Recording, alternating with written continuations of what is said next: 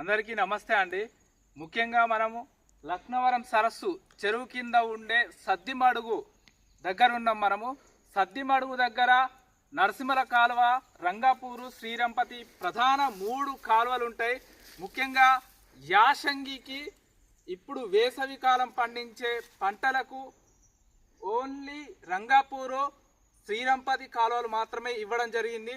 ముఖ్యంగా ప్రధానంగా మేడారం మహాజాతర ఈ జిల్లాలో, ములుగు జిల్లాలో జరగనుంది. సమ్మక్క సారలక్క జాతర జరగనుంది. దానికి నీరు ఇక్కడ లక్నవరం సరస్సు నుంచే పోతాయని మనం చెప్పుకోవచ్చు.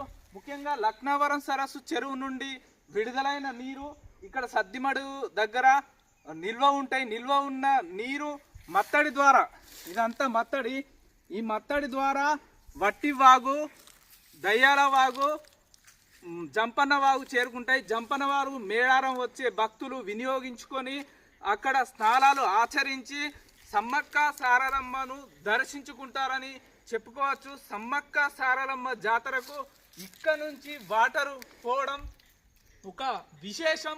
ప్రతి సంవత్సరం ఇక్కడ నుంచే వదులుతారని చెప్పుకోవచ్చు.